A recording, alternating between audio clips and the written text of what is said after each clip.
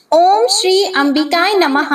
मैं हूँ वामिका और आप सभी का हमारे चैनल आध्यात्मिक सागर में बहुत बहुत स्वागत है। आज सुनिए देवी भागवत पुराण का अध्याय 13। जब राजा जन्मेजय ने व्यास जी से कहा कि हे मुनिवर, अब आप मुझे देवी की उस अद्भुत चरित्र के बारे में बताइए जब सभी देवताओं ने अपनी दिव्य शक्तियाँ, अपने अपने आयुध और आभूषण देवी को अर्पित किए थे। ये सब प्रसंग मैं आपके मुख अरविंद से सुनना चाहता हूँ। श्री सूत जी कहते हैं, महाराज जन्मेजय की उपयुक्त बातें सुनकर सत्यवती नंदन व्यास जी ने मानो उन्हें संतुष्ट करते हुए मधुर वाणी में अपना प्रवचन आरंभ किया। व्यास जी कहते हैं, राजन, तुम बड़े भाग्यशाली पुरुष हो। कुरुश्रेष्ठ, देवी के श्री विग्रह के रूप विषय प्रसंग में मैं अपनी बुद्धि के अनुसार विस्तार पूर्वक तुमसे कहता हूँ, सुनो। स्वयं ब्रह्मा, विष्णु, महेश और इंद्र भी भगवती के यथार्थ रूप को किसी काल में भी नहीं बता सकते, फिर मेरी क्या गणना है। देवी के जो रूप हैं, जैसे हैं और जिस उद्देश्य से हुए हैं, उन्हें मैं कैसे जान सकता हूँ। बस मेरी वाणी केवल इतना ही कहने में समर्थ है कि अखिल देव शक्ति रूपा भगवती प्रकट हुई। वस्तुतः देवी तो नित्य स्वरूपा है, सदा ही विराजमान रहती हैं। देवताओं का अभीष्ट सिद्ध करने के लिए कार्य की अधिकता पड़ने पर, एक रूपा होने पर भी वे कभी नाना प्रकार के रूप धारण कर लेती हैं।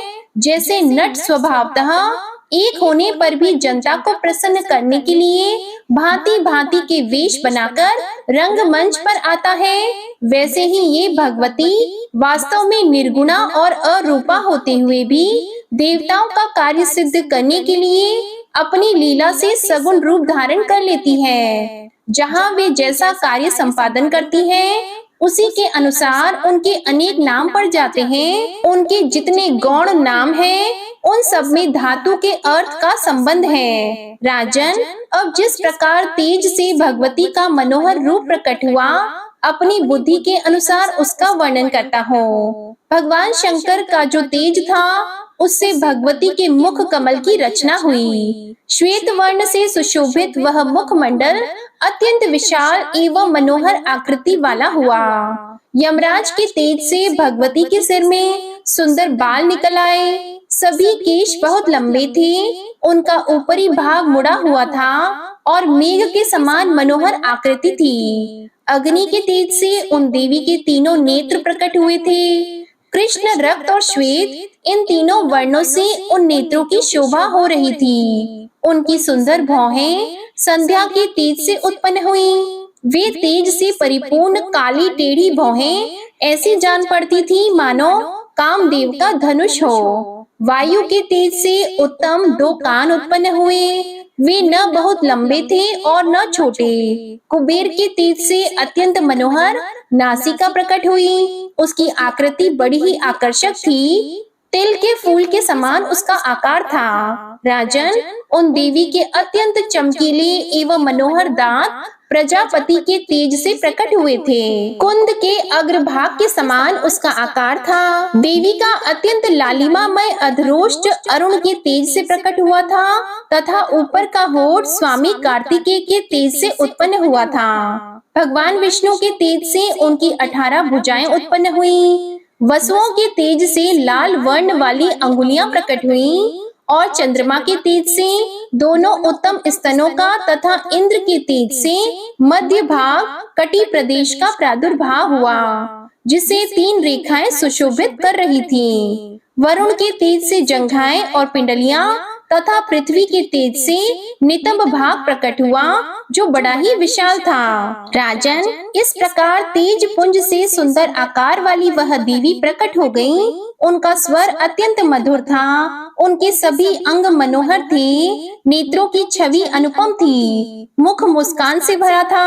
महिषासुर के द्वारा सताए हुए संपूर्ण देवता उन्हें देखकर आनंद में विह्वल हो उठे। तब भगवान विष्णु ने समस्त देवताओं से कहा, अब आप लोग इस देवी को अपने सभी प्रकार के आभूषण और आयुध प्रदान करें। इस अवसर पर संपूर्ण देवता तुरंत अपने आयुधों से परम तेजस्वी विविध प्रकार के अस्त्र शस्त्र निकालकर इस देवी को अर्पण कर दें। व्यास जी कहते हैं, भगवान विष्णु के वचन सुनकर संपूर्ण देवता आनंद पूर्वक अपने अस्त्र शस्त्र आभूषण और वस्त्र तुरंत भगवती को देने लगे। क्षीर समुद्र ने 2 दिव्य वस्त्र जिनका रंग लाल था और जो कभी जीर्ण नहीं होने वाले थे तथा एक अत्यंत चमकीला सुंदर हार देवी को भेंट किया।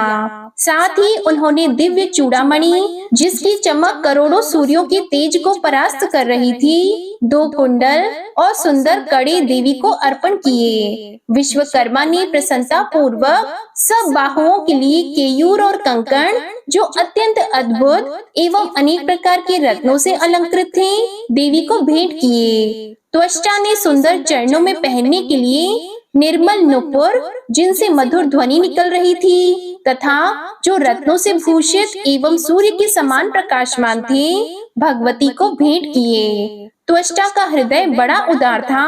उन्होंने कंठहार और अंगुलियों में पहनने के लिए रत्नों की बनी हुई अंगूठियां भी दी। वरुण ने कभी न कुम्हलाने वाले कमलों की माला भगवती को भेंट की। वैजयंती नाम से विख्यात वह हार उत्तम गंधों से परिपूर्ण था। उस पर भौरे मंडरा रहे थे।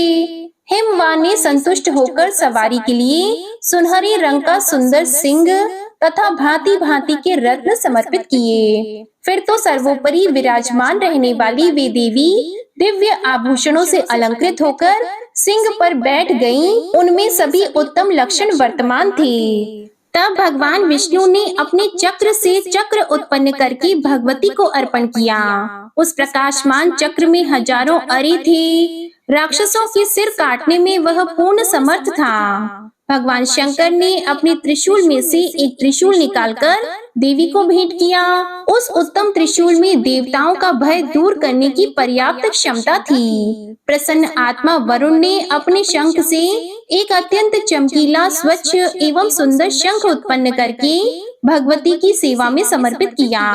उससे निरंतर ध्वनि हो रही थी। अग्निदेव का मन प्रसन्नता से खिल उठा था। उन्होंने एक शक्ति तथा दानवी सेना का संहार करने में कुशल एक सुंदर शतग्नि भगवती के सामने उपस्थित की। पवन देव ने बाणों से परिपूर्ण तरकश और एक अद्भुत दिखने वाला धनुष देवी को भेंट किया। वह धनुष अत्यंत दुर्धर्ष था। उसकी टंकार बड़ी ही तीखी थी। इंद्र ने अपने वज्र से उत्पन्न करके वज्र और ऐरावत हाथी से उतारकर एक अत्यंत सुंदर एवं श्रेष्ठ शब्द वाला घंटा तुरंत देवी को अर्पित कर दिया। संहार का अवसर उपस्थित होने पर संपूर्ण प्राणियों का नाश करने के लिए यमराज जिसका प्रयोग करते थे उसी काल दंड से प्रकट हुआ एक दंड उन्होंने देवी को अर्पण किया। ब्रह्मा जी ने गंगा जल से भरा हुआ दिव्य कमंडलू तथा वरुण ने प्रसन्नता पूर्वक एक पाश इन देवी को निवेदित किया। राजन, काल ने इन्हें ढाल और तलवार दी। विश्वकर्मा द्वारा इन्हें अत्यंत तेज धार वाला फरसा प्राप्त हुआ। कुबेर ने मधु से भरा हुआ सोने का पान पात्र तथा वरुण ने मन को मुग्ध करने वाला कमल के फूल का दिव्य हार देवी की सेवा में उपस्थित किया। त्वष्टा ने प्रसन्न होकर भगवती को कौमोद की गदा भेंट की। उस गदा में शब्द करने वाली सैकड़ों घंटियां लगी थी। उसके प्रहार से राक्षसों का कचूमर निकल जाता था। साथ ही उन्होंने अनेक प्रकार के अन्य बहुत से अस्त्र तथा एक अभेद्य कवच भी भगवती को अर्पण किया। सूर्य ने जगदम्बा को अपनी किरणें प्रदान की। जब कल्याणमयी भगवती आभूषणों से अलंकृत होकर हाथ में आयुध लिए हुए विराजमान हुई, तब त्रिलोकी को मुग्ध करने वाले उनके दिव्य दर्शन पाकर देवता उनकी स्तुति करने में संलग्न हो गए। देवता बोले, शिवा, कल्याणी, शांति, पुष्टि एवं रुद्राणी नाम से प्रसिद्ध दिव्य स्वरूप धारण करने वाली भगवती जगदम्बा को निरंतर प्रणाम है। जो काल रात्रि, इंद्राणी, सिद्धि, बुद्धि, वृद्धि और वैष्णवी नाम से विख्यात हैं, उन भगवती अम्बा को निरंतर नमस्कार है। जो पृथ्वी के भीतर व्याप्त है किंतु पृथ्वी जिन्हें जान नहीं सकती तथा जो पृथ्वी के अंतर में विराजमान होकर सदा शासन करने में संलग्न है, उन भगवती परमेश्वरी को हम प्रणाम करते हैं, जो माया के अंदर प्रविष्ट होते हुए भी उससे अज्ञात है तथा अंतःकरण में रहकर उसे प्रेरणा करने में तत्पर रहती है। उन कल्याण स्वरूपिणी अजन्मा भगवती जगदम्बा को हम प्रणाम करते हैं। माता, शत्रु से हम महान दुखी हैं, आप कल्याण दायिनी बनकर हमारी रक्षा कीजिए। अत्यंत दुराचारी महिषासुर को अपने तेज से मोहित करके उसे परास्त करने का शीघ्र प्रबंध कीजिए। देवी, उस नीच, मायावी, भयंकर एवं अभिमान में चूर रहने वाले दानव को कोई स्त्री ही मार सकती है। वह मूर्ख अनेक प्रकार के वेश बनाकर संपूर्ण देवताओं को कष्ट पहुंचाया करता है। भक्तों पर कृपा करने वाली देवी, इस अवसर पर समस्त देवताओं के लिए आप ही शरण हैं, आपको नमस्कार है। दानव द्वारा सताए गए हम देवताओं की आप रक्षा कीजिए। व्यास जी कहते हैं, इस प्रकार देवताओं की स्तुति करने पर संपूर्ण सुख प्रदान करने वाली महादेवी का मुखमंडल प्रसन्नता से खिल उठा। देवताओं के प्रति वे मंगलमय वचन कहने लगी। देवी बोली, देवताओं, अब उस मूर्ख महिषासुर से आप निडर हो जाइए। मैं शीघ्र ही उस अज्ञानी एवं वरा अभिमानी दैत्य को संग्राम में मार डालूंगी। व्यास जी कहते हैं, देवताओं से यो कहकर अत्यंत स्पष्ट स्वर में देवी बड़ी जोर से हंस पड़ी। वे बोली, भ्रम और मोह से युक्त यह कैसा विचित्र जगत है। आज समस्त देवता महिषासुर से अत्यंत भयभीत हो रहे हैं, इनका कलेजा थर्रा उठा है। आदरणीय देवताओं, प्रारब्ध बड़ा ही घोर एवं दुर्जय है, क्योंकि काल और कर्ता होने का सौभाग्य उसी को प्राप्त है। उसी के विधान अनुसार सुख और दुख प्राप्त होते हैं। यो कहकर हंसकर बात करने के बाद देवी ने अट्टहास पूर्वक उच्च स्वर से गर्जना की। उस महान भयंकर शब्द को सुनकर दानव डर गए। उस अद्भुत शब्द से पृथ्वी कांप उठी, संपूर्ण पर्वत डगमगाने लगे, गंभीर समुद्र में तरंगे उठने लगी। उस गर्जना के प्रभाव से सुमेरु पर्वत अपने स्थान से खिसक गया। संपूर्ण दिशाएं भीषण ध्वनि से गूंज उठी और उस गगन भेदी उच्च ध्वनि को सुनकर दानवों के सर्वांग में भय व्याप्त हो गया। देवताओं को बड़ा ही अपार हर्ष हुआ।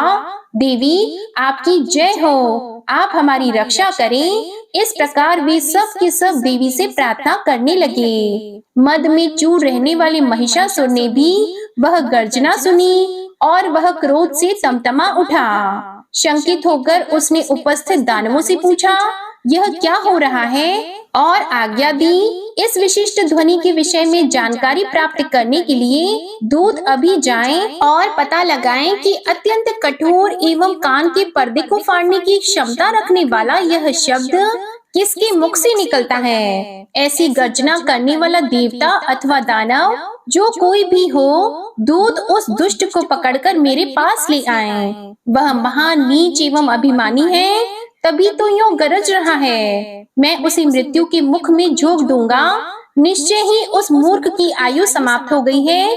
अब मेरे हाथ वह यमराज के घर जाना चाहता है। देवता तो कभी के परास्त हो गए थे, भय से उनका कलेजा कांप उठा था, अतः वे ऐसी गर्जना नहीं कर सकते। जिन्होंने मेरी अधीनता स्वीकार कर ली है, उन दानवों का यह काम हो, यह भी संभव नहीं।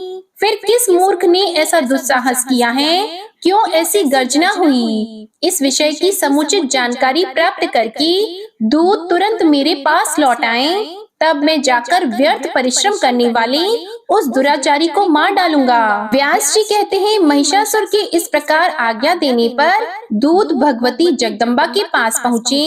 देवी के सर्वांग अत्यंत मनोहर थे, 18 भुजाएं थी। उनका दिव्य विग्रह संपूर्ण आभूषणों से अलंकृत था। उनमें सभी उत्तम लक्षण विद्यमान थे। उन कल्याणकारी देवी ने हाथों में श्रेष्ठ आयुध धारण कर रखे थे। वे हाथ में पान पात्र लेकर निरंतर मधु पी रही थी। भगवती की ऐसी झांकी पाकर दूत डर गए। उनके सर्वांग में त्रास छा गया।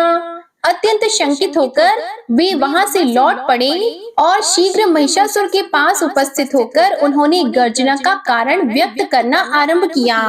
दूत बोले, दानवेश्वर, एक कोई सुंदरी स्त्री दृष्टिगत हो रही है। उस देवी के सर्वांग तारुण्य से खिल उठे हैं। उसने संपूर्ण अंगों में आभूषण धारण कर रखे हैं। अखिल रत्न उसके शरीर की शोभा बढ़ा रहे हैं। उसका विलक्षण रूप बड़ा ही आकर्षक है। न वह मानवी जान पड़ती है और न आसुरी। उस श्रेष्ठ स्त्री के 18 भुजाएं हैं। हाथों में अस्त्र शस्त्र लेकर वह विशाल सिंह पर सवार है। उसके सभी अंगों से अभिमान टपक रहा है। हमारे देखने में वही ऐसी गर्जना कर रही है। इच्छानुसार वह मधु का पात्र उठाकर अपने मुंह में उड़ेला करती है। हमारी समझ से उसका अभी विवाह नहीं हुआ है। देवता बड़े उत्साह के साथ आकाश में स्थित होकर उसकी स्तुति कर रहे हैं। वे कहते हैं, देवी आपकी जय हो। आप हमारी रक्षा करें और शत्रु को परास्त कर दें। प्रभु, मैं यह नहीं जान सका कि वह श्रेष्ठ स्त्री कौन है और किसके साथ उसका विवाह हुआ है। उस सुंदरी के यहाँ आने का क्या कारण है और वह क्या चाहती है। उसके शरीर से इतना प्रकाश निकलकर फैल रहा है कि उधर ताकने में भी हम असमर्थ हो गए थे। उसके सभी श्रृंगार वीर रस के हैं। उसका मुख मुस्कान से भरा है। अद्भुत रस वाली वह सुंदरी नारी भयानक प्रतीत हो रही है। उसका ऐसा रूप देखकर हम बिना बात किए ही लौट आए हैं। राजन, हम आपके आज्ञाकारी हैं। अब इसके बाद क्या करना चाहिए? यह सुनकर महिषासुर ने मंत्री से कहा, वीर, तुम मेरे प्रधानमंत्री हो। आदेश अनुसार सेना लेकर जाओ। साम दाम आदि उपायों का प्रयोग करके उस सुंदर मुख वाली स्त्री को लाने का प्रबंध करो। यदि साम और दान से वह आना नहीं चाहती हो तो तीसरे यत्न दंड का भी प्रयोग किया जा सकता है। हाँ, इतना करना कि उसे आघात न पहुँचे। उस सुंदरी को सुरक्षित रूप में मेरे पास ले आना, क्योंकि कजरारे नेत्रों वाली उस नारी को मैं प्रसन्नता पूर्वक पटरानी बनाना चाहता हूँ। संभव है प्रेम का बर्ताव करने पर ही वह मृग नयनी आ जाए। तुम मेरी कामना पूर्ण होने में यथा साध्य यत्नशील बन जाओ। ऐसा करना जिससे रंग में भंग न होने पाए। उसके सौंदर्य रूपी ऐश्वर्य को सुनकर ही मैं मोहित हो गया हूँ। व्यास जी कहते हैं, महिषासुर के मधुर वचन सुनकर उसका प्रधानमंत्री तुरंत हाथी, घोड़े और रथों के साथ प्रस्थित हो गया। मनस्विनी भगवती जगदम्बा के पास जाने का उसका साहस नहीं हुआ। बहुत दूर खड़ा होकर ही वह कहने लगा। उसने नम्रता पूर्वक मधुर वचन में भगवती के प्रति मीठी वाणी से कहा। प्रधानमंत्री ने कहा, महाभागी, मेरे स्वामी जगत विजयी हैं। उन्हें देवता तक नहीं मार सकते। मनुष्यों की तो बात ही क्या है। वे मधुर वचनों में पूछ रहे हैं कि तुम कौन हो और किस प्रयोजन से तुमने यहाँ आने का कष्ट उठाया है। सुलोचने, हमारे महाराज को ब्रह्मा जी वर दे चुके हैं। इसका उन्हें पूर्ण अभिमान रहता है। संपूर्ण दानव उनका शासन मानते हैं। वे बलवान एवं इच्छा अनुसार रूप धारण करने में समर्थ हैं। महिषासुर उनका नाम है और मन को मुग्ध करने वाला सुंदर रूप बनाकर तुम आई हो। यह सुनकर वे तुमसे मिलना चाहते हैं। अभी मनुष्य का रूप धारण करके वे तुम्हारे पास आएंगे। सुंदरी, तुम्हारी जैसी रुचि हो वही करो। हमें सभी बातें मान्य है। मृगलोचने, मेरे बुद्धिमान स्वामी तुम्हारे प्रति अटूट श्रद्धा रखते हैं।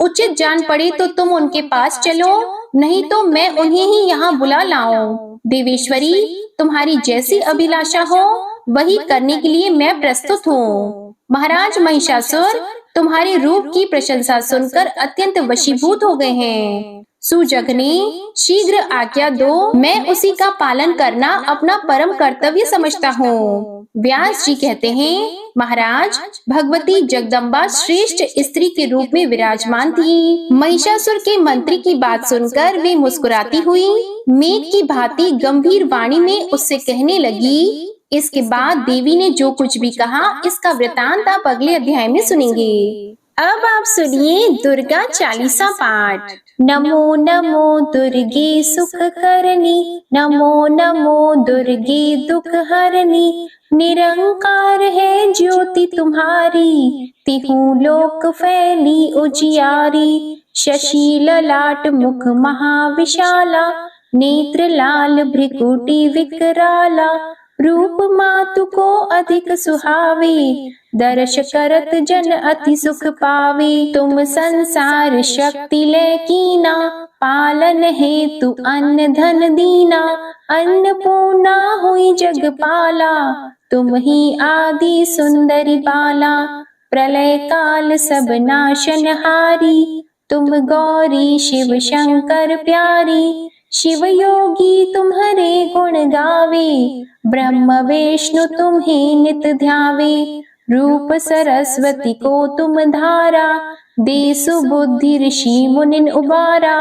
धरयो रूप नरसिंह को अम्बा, परगट पई फाड़ कर खम्बा। रक्षा करी प्रहलाद बचायो, हिरण्याक्ष को स्वर्ग पठायो। लक्ष्मी रूप धरो जग माही, श्री नारायण अंग समाही। क्षीर संधु में करत विलासा, दया सिंधु दीजे मन आसा।